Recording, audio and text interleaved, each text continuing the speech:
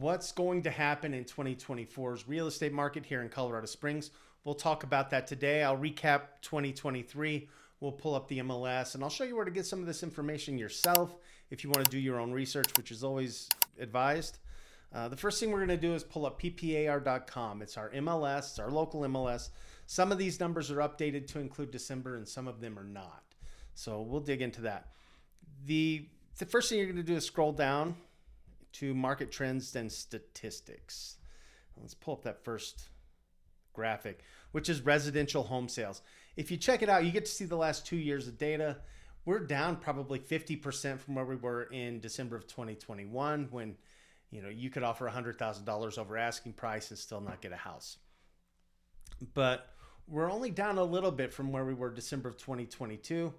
And in fact, we had more sales in December than we did in November of 2023. So I'd say overall that's a positive trend.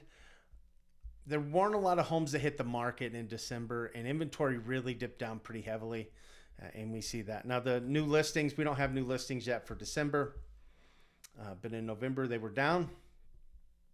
Homes for sale. So I did see a statistic on this for December, and we dropped down below 2,000 as far as homes for sale. And I'll get into that because that number's a little bit misleading. We'll pull up the MLS and I'll show you how many homes are for sale. The average and median price, average is obviously a little bit higher than median, but those pulled down the last couple of months, and it's easy to understand why. Rates have been high and there really weren't a lot of buyers. Average days on market, 46 days on market, which is kind of, we have a trend right here that I guess for probably a good chunk of the last few years, if the house is on the market more than a week or two, people started to ask questions. Maybe there were problems with the home. So now what we have is people who are testing higher prices and maybe reducing them, or maybe somebody who's willing to just put their house on the market at a set price and not take anything less than that. So houses are sitting on the market a little bit longer. And again, like I said, there aren't many buyers right now, so you have to really be competitive. The best homes are still selling. I've seen homes where we've gotten multiple offers. I had one just in the last couple of weeks that had 8 offers on it. So they're still out there. People are still buying them, but they're just not as many. Total under contracts in December. So again, 1,049 went under contract in December, just down slightly, ever so slightly from where we were in December of 22, but pretty significantly down from where we were at the peak of the market. If you look at total sales year to date, we're down big over 2022. And from the peak, 18,000, I think that was a record number for us here in the Pikes Peak area. But, we sold fewer than 12,000 homes this year. And the builders are talking about it. The builders are offering rate buy downs. They're offering incentives. I've seen $50,000, $60,000 price reductions from the builders because they just want to get rid of some of this inventory. But yeah, there are buyers, just not as many. And then this last one, I'll pull it up and kind of let you take a look at it. This one's really useful because it's a full-on breakdown. It gives year over year. It gives month over month. So if you're looking at new listings in November 2023 and December, listings were down 35% in December from where they were in November. And that really showed up in the numbers, and we're still feeling it right now. I have a guy who's looking for a home, and we're just struggling to find him the right place. He's ready to buy, one of those few buyers, but there aren't many homes out there. And when a good one hits the market, it's gone in a hurry, and we've run into multiple offers. So I highly encourage you to check this one out. I can't stress this one enough. It'll give you a better idea of what's happening with the market. But I do want to pull up the MLS because I see those numbers. I saw an article written by Rich Layden in the Gazette, and he's awesome. I love reading his stuff. He's somebody that I'll check on periodically just to see what he's put out there. But I always try and catch his stuff. He covers everything in the real estate market here in Colorado Springs. And he says something about in December there were something like 23 to 2,500 homes on the market, which sounds awesome. It sounds like that's a lot of inventory. So what I did was, this is kind of the number I check, and I check it all the time. I come into the MLS and I click on active listings. And what a lot of people don't know is in those numbers are builder spec homes, and maybe they're homes they've pulled a permit on but haven't built them yet. Maybe they plan to build them. So they actually show up as inventory, but they're not really inventory that's available. So I come down here to single family homes because that's what most people buy. And then I look at construction status of existing right here.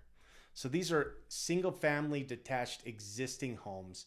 Most of them are detached that are currently available. And if you look, that drops us down to 943 homes. And this is in our entire MLS. Well, almost. So I do click El Paso County. So we have 943 homes in El Paso County. We do have some homes. If you look at the MLS and it says there's 2,500 homes available, some of those homes are up in Teller County. So they're not all listed in our city. So if you go to El Paso County, we've got fewer than 1,000. And that's 750,000 people.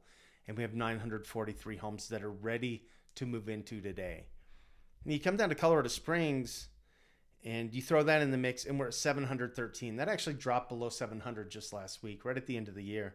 The holidays, nobody wants to list their house right at the end, right at Christmas. So we saw that number drop, but we're at 713 homes in a city of Colorado Springs has 500,000 people. Our metro area has 750,000. So unless we get a massive influx in inventory, or unless we see rates shoot up again, we'll probably see prices climb because people will need to buy a house. And some of these guys have 2-3% interest rates and they're not selling. So when a home does hit the market, somebody's going to jump on it. Somebody will jump in and buy that house. And if it's a really nice one, we'll have multiple people looking at it. So 700 homes isn't much. I suspect that, rates are up a little bit the last few days, but the Fed's calling for 4 interest rate cuts over the next year. That could push mortgage rates down. It depends on what the 10-year does. But overall, we're not in a market that's hurting. We're not in a market that's struggling. Prices have languished a little bit, but even my own home is down probably 7-8% from where it was at the peak. But it's up this month over last month.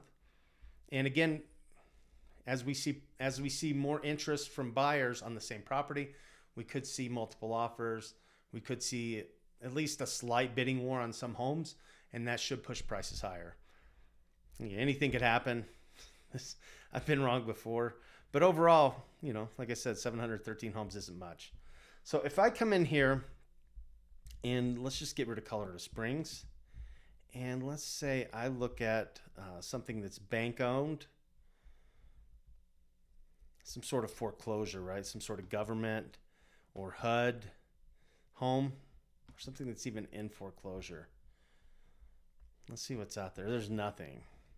Actually, there's 11. I clicked and. I had to change that to or. So I can search by what's on the market as far as foreclosures go. There are only 11 of them. I did talk to a listing agent who he lists foreclosures for VA, and there are a couple of agents in town that do that. But he was telling me that they have a big stockpile of property. They just don't drop on the market until January because they don't want the bad PR of taking somebody's house at Christmas and putting it on the market. So they do sit on a little bit of inventory, and I was told they have a pretty good backlog of places that'll be hitting the market soon. So keep an eye out for that. If that's something you're interested in, please let me know. I can get it set up so you get those homes sent to you as soon as possible. So there's not a lot of foreclosure properties in here. I look, there aren't a lot of short sales either. So if I click on, let's just clear this one out.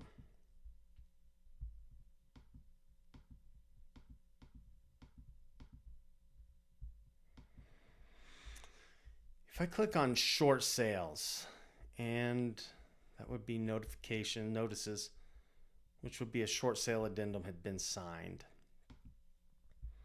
There's only 10 of them. That's in all of El Paso County. 10 short sales. A short sale is a house that maybe somebody owes a little bit more on than what they can sell it for. They are going to take a loss when they sell it, and they're asking the lender to take that loss rather than taking the house back. Usually for the lender, it ends up being a little bit better, but it's not always better. And sometimes those short sales take 4 to 6 months to process. I've seen them take even a little bit longer. So they aren't always the best deal, but there's some short sales out here, and some of them are pretty big. A couple of them are in really nice neighborhoods for, you know, 625, 675. So again, you know, the inventory is probably going to be the biggest predictor of what happens with this market this year. And I'll do one more thing for you here, because there are some homes that are manufactured, and a lot of people won't buy a manufactured home. They just don't want it. So let's say that it's not a double wide. Let's say it's not a HUD home or a UBC or triple wide, IBC, single wide. I don't know anybody wanting to buy that. HUD home, double wide. So it's none of those. Existing home, right? And single family in Colorado Springs. 700 homes. So if you're looking to buy something, you know, pick the right house, make it count. I'm a longtime agent. If you have questions about this real estate market, what's happening, you just want to talk real estate, if you're thinking about buying or selling, just give me a buzz. I put my contact information in the description below. And if you found this video at all helpful, please give it a like or a thumbs up, and it lets YouTube know to share it with people just like you, and it'll let me know to make more content like this. Thanks for watching. I appreciate it. Have a great day. See you in the next video.